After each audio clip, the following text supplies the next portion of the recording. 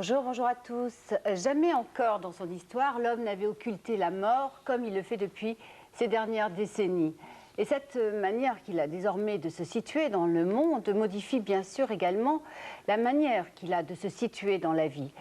Comment en effet vivre en paix dès lors que la mort est niée?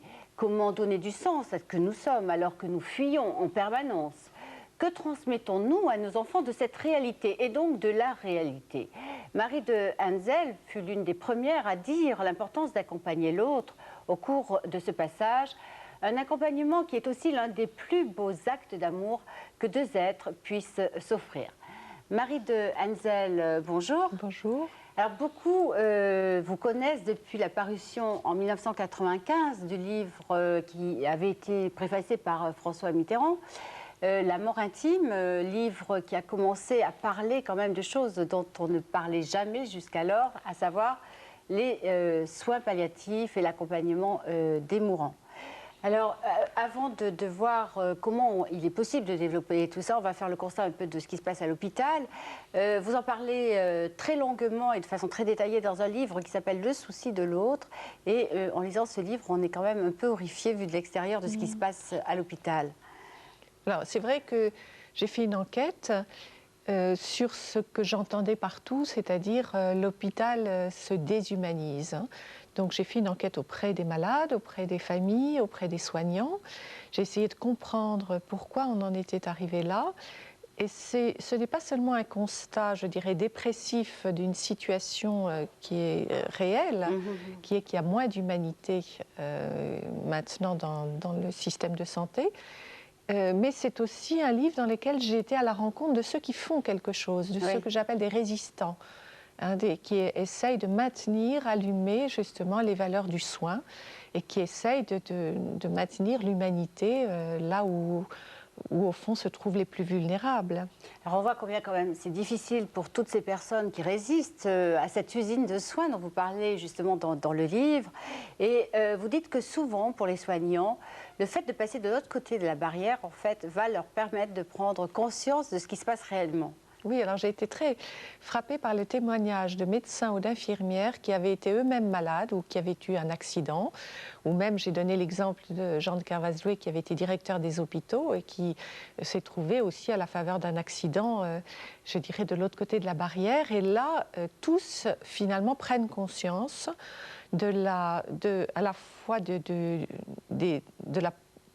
manque d'humanité, si on peut dire, et puis de tout ce dont on a besoin quand on est dans cette situation extrêmement vulnérable. Donc ils comprennent de l'intérieur ce dont on a besoin. Quand vous parlez de la vulnérabilité de ces malades, des médecins et de tous les personnels soignants, on peut quand même se demander comment en est-on arrivé là, parce que c'est quand même l'inverse de ce que l'on peut attendre de quelqu'un qui soigne. Il faut avoir quand même la connaissance, une certaine empathie, une certaine compassion. C'est toutes les valeurs dont on parle aussi dans le bouddhisme.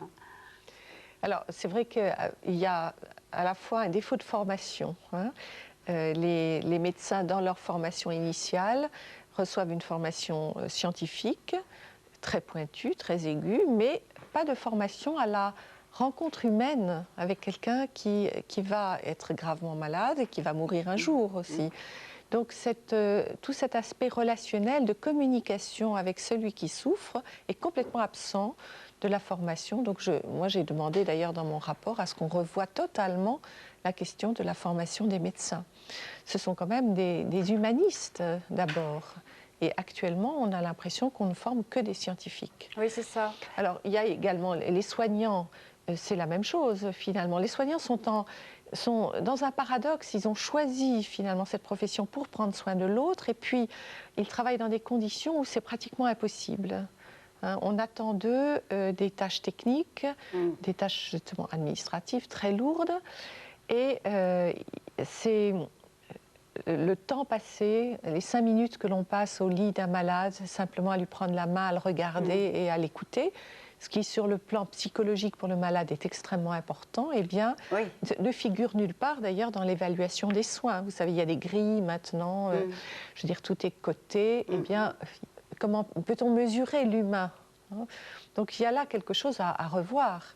Et d'ailleurs, je crois que certains médecins déjà qui sont responsables de service, parce qu'il faut quand même être responsable de service pour pouvoir mettre ça en place, notamment à Saint-Antoine ou à Marseille, prennent le temps d'accompagner des personnes qui meurent, qui sont en fin de vie, ou d'accompagner les proches et rester avec eux, quel que soit le travail qui les attend à côté. Oui, alors c'est vrai que quand le chef de service, le responsable, a une certaine vision du soin, lorsque c'est un humaniste, eh bien toute l'équipe finalement est encouragée dans dans une prise en compte vraiment de la souffrance. Les valeurs de soins font partie vraiment de la pratique. Il y a une réflexion éthique aussi. Enfin, on voit bien que tout dépend du responsable. Il y a un soutien, je crois, aussi entre eux. Il y a un travail en commun de réflexion. Ce qui est mis en place dans certains endroits, mais ils sont trop rares, c'est effectivement des groupes de soutien, des groupes de parole, c'est-à-dire la possibilité pour les soignants de se retrouver, de penser leurs pratiques, d'exprimer leurs émotions, de sentir justement qu'on les regarde comme des êtres humains, qui sont parfois perturbés par les situations qu'ils rencontrent. Ils peuvent à cette occasion sentir la solidarité de l'équipe, sentir qu'ils ne sont pas seuls à éprouver cela. C'est effectivement la compassion, c'est une compassion d'équipe. Il faut s'appuyer les uns sur les autres. Cette notion-là est absente de beaucoup de services, et quand on est un soignant humain dans un service qui dévalorise l'humain, eh bien c'est très difficile de le rester. On parle de compassion, évidemment, on parle d'empathie, de solidarité, et on retrouve aussi un principe cher du bouddhisme, finalement, qui fait que tout ça fonctionne, c'est que plus on a conscience de cette interdépendance, mieux ça fonctionne. C'est ça. J'ai beaucoup fait appel à cette co-responsabilité. Tout le monde est responsable, d'ailleurs, pas seulement les malades et les soignants, pas seulement les soignants justement, mais les malades eux-mêmes. C'est-à-dire que j'ai montré comment l'attitude de certains malades qui s'intéressent aux soignants, qui ont une attitude compréhensive, eh bien, peut faire appel au meilleur de l'autre. Voilà, le meilleur chez le soignant, c'est-à-dire que c'est un appel à l'humanité de l'autre. Peut-être un exemple, parce que vous avez de magnifiques exemples dans ce livre. J'ai donné l'exemple de cette amie Christina Casterman qui enseignait l'assise silencieuse zen dans un centre près de Montélimar, et qui était quelqu'un qui méditait beaucoup d'ailleurs, et qui dans les derniers moments, quand elle était hospitalisée, eh bien, accueillait le médecin en lui disant « Comment allez-vous, docteur ?» Jamais aucun de ces malades ne lui posait cette question. Donc on voit que c'était quelqu'un qui était dans le souci de l'autre, justement. Oui, c'est ça, ce souci dont vous dites qu'il est à la fois... qu'il implique une responsabilité, une co-responsabilité, un partage, et aussi un dépassement peut-être de l'ego, parce que pour avoir... se mettre à la place de l'autre, hein, c'est la définition que donnait Inoue dans son livre intitulé Confucius, la faculté qu'a un être humain de se mettre en pensée à la place de l'autre. Et j'ai cité cela parce que ça m'a fait penser à une parole d'une aide-soignante qui travaillait dans l'unité de soins palliatifs où j'ai exercé pendant 10 ans. Et cette femme je lui disais, mais comment fais-tu? Elle était gaie du matin au soir. Elle me dit, je fais avec mes malades comme je ferais si c'était mon père, si c'était ma mère, mon frère ou ma sœur. C'est-à-dire, c'était sa ligne de conduite. Faire pour chaque malade comme elle ferait pour les plus proches. Sacré exemple quand même, même dans la vie courante où c'est moins difficile quand même, parce que c'est toujours des conditions difficiles. Oui, on a l'impression que c'est vrai que dans la vie ordinaire, beaucoup de gens oublient que nous sommes chacun des personnes à part entière et qu'on a envie d'être regardés comme des personnes. Mais ce qui est frappant, c'est qu'à l'hôpital, on a l'impression que c'est très souvent carrément complètement oublié, encore plus. Oui, c'est vrai que... Bon, je veux dire, on a l'impression parfois d'être traité comme une chose, comme le corps est comme une machine à réparer. Cette notion que c'est une personne avec des sentiments, avec des angoisses aussi, qui est là. Je veux dire, on a l'impression que beaucoup de soignants l'oublient. Oui, c'est ça. On a l'impression que les personnes deviennent des objets presque. C'est assez Oui, curieux. c'est comme ça que les malades le vivent, en tout cas. Alors toujours à propos de tout ça, je suppose que le fait que l'on cache la mort participe beaucoup à cette situation aussi dans nos sociétés. C'est-à-dire que plus on cache la mort et moins on est mortel, finalement, plus on devient un peu objet, puisque moins sensible aux choses, non? Alors, c'est vrai que dans l'attitude vis-à-vis des personnes en fin de vie, le déni de la mort est pour beaucoup dans cette forme d'inhumanité. Hein. À partir du moment où la mort est écartée, qu'on n'y pense pas, il est certain que quand un patient en fin de vie arrive, les soignants sont déroutés, ils ne savent pas comment répondre. Hein. Et ils sont parfois extrêmement, je veux dire, ils ont un sentiment d'échec, ils ont un sentiment d'impuissance. Et puis, surtout, ils ne savent pas quoi faire et quoi dire. Et ça peut être tellement intolérable, cette souffrance, qu'on peut être effectivement tenté, dans certains cas, d'abréger la vie pour abréger la souffrance ou l'angoisse d'un malade.